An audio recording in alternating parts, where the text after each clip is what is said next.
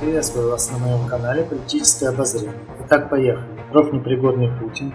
Если вдруг у власти оказался пук, полезный анализ.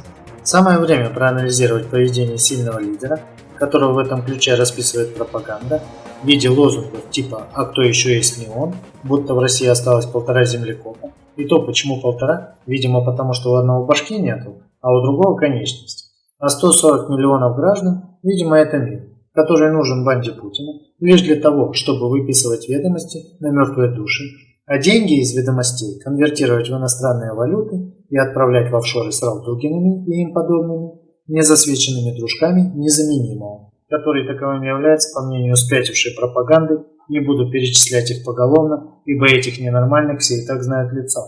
Итак, благодаря Путину и его бессменному картелю Россия вышла на 2-е место в мире по количеству заболевших COVID-19 после Бразилии, где ныне у власти находится президент Жаир Болсонару, который считает, что новый вирус всего лишь слегка мутировавший грипп. И на этом основании он выступает против закрытия магазинов, ресторанов, школ, поскольку, по его мнению, экономика Бразилии не выдержит карантина. Видимо, смерть людей от пандемии, связанная с безответственностью их незаменимого, это пустяк, о котором их статистика, так же как и здешняя, искажается в угоду властной группировки. Вспомним февраль месяц. Путин и его пропаганда во все горло орала, что вирус – это миф, и никаких действий подобным уханьским и европейским предпринимать нет необходимости.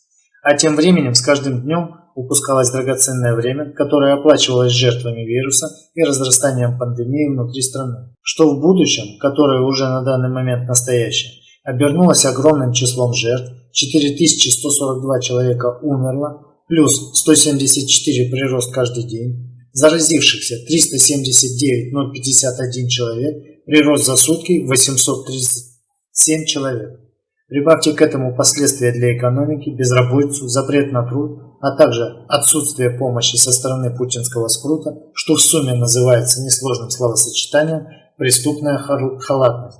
И все это сделано тем, которого расписывает пропаганда, как того, которому не найдется замена, даже из 140-миллионного числа граждан России. Вы тоже считаете, что лучше злой карлик с кликой, чем лидер, победивший на прозрачных выборах, прошедший все предвыборные процедуры, включая дебаты?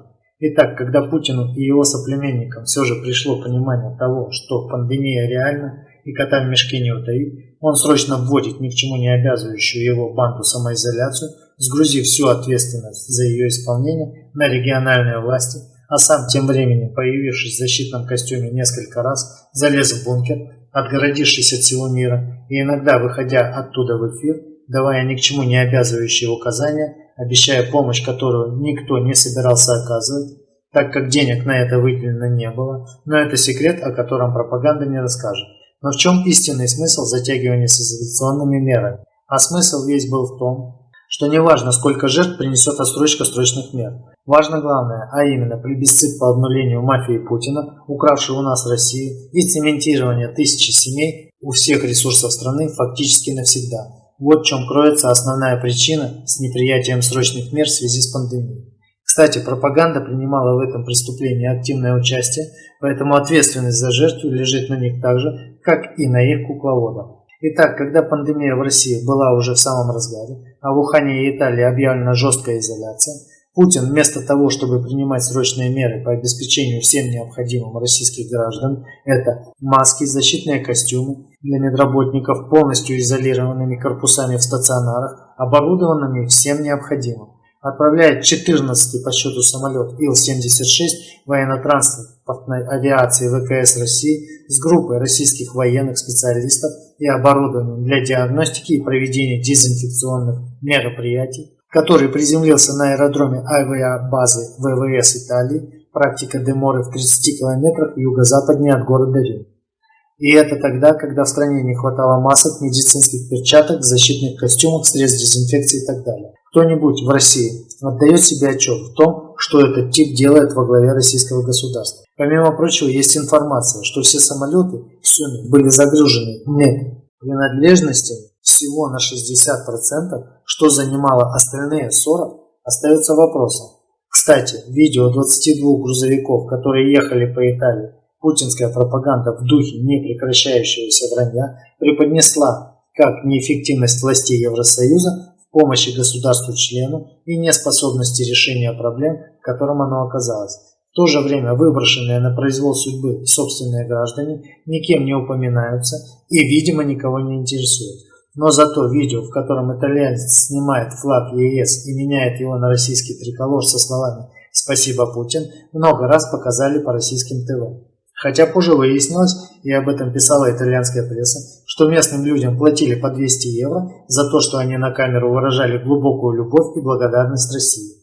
Лучше бы эти деньги картель Путина раздал в России наиболее уязвимым и необеспеченным слоям населения, чем тратить их на дешевейший пиар, отвлечение внимания от махинаций и саморекламы. Также путинская группировка отправляла помощь и другим серьезно пострадавшим странам, таким как Сербия и Белоруссия, и даже отправили самолет с медицинским оборудованием в Соединенные Штаты, но уже за деньги, получив благодарность и похлопывание по лысому затылку от Трампа. Помимо прочего, есть серьезные основания полагать, что вместе с оборудованием в США отправили и деньги, предназначенные для предвыборной кампании Трампа.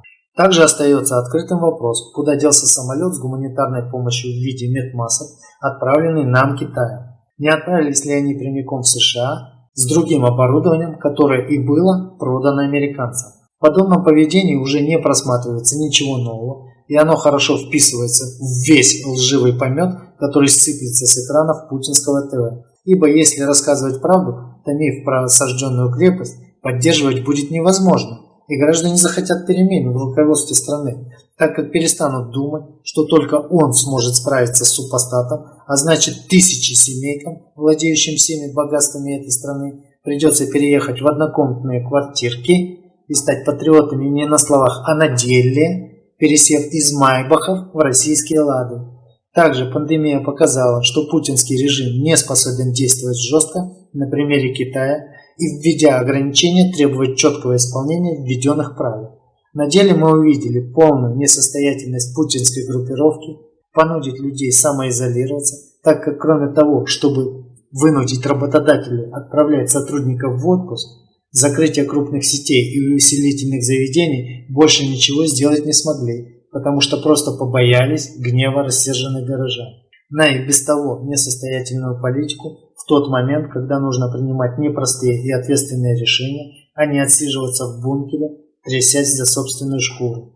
Надо сказать, что люди первое время сами не стремились на улицу, так как присматривались к ситуации, которая накрыла страны в виде вируса, а потом им просто некуда было идти, так как все закрыто. Надо сказать, что Путин, который строил из себя мачо 15 лет своего пребывания у власти, проявил себя как трус, исчезнув на 1,5 недели после обострения пандемии. А потом, когда вылез в эфир 25 марта, выглядел рассеянным и подавленным, так как просто до смерти перепугался за свою жизнь. Хотя по представлению многих, исходя из того, как он себя позиционировал с помощью пропаганды, он должен был без защитных костюмов посещать стационары с больными людьми, общаться с медиками, максимум одев на себя маску, устраивать круглые столы, выясняя, какая помощь необходима, а также взять на себя всю ответственность по обеспечению финансирования всех нуждающихся граждан, которые попали в трудную жизненную ситуацию в связи с пандемией, и многое другое, что сделал бы избранный демократический лидер, который несет ответственность перед гражданами, а не перед тысячу семей-паразитов. А на деле мы увидели перепуганного диктатора, который от страха путает слова. Данное поведение также многим было предсказано, так как трусость – характерная черта диктаторов, что мы и наблюдали неоднократно в моменты, когда они оставались без многочисленной охраны, и им предстояло самим постоять за себя.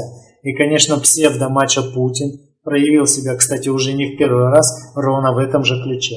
Чтобы странами не управляли подобные Путину, власть должна сменяться регулярно, а выборы должны быть конкурентными и прозрачными, и побеждать на них должен сильнейший. Спасибо за внимание и удачи, а также не забывайте писать комментарии и подписываться на канал. До встречи!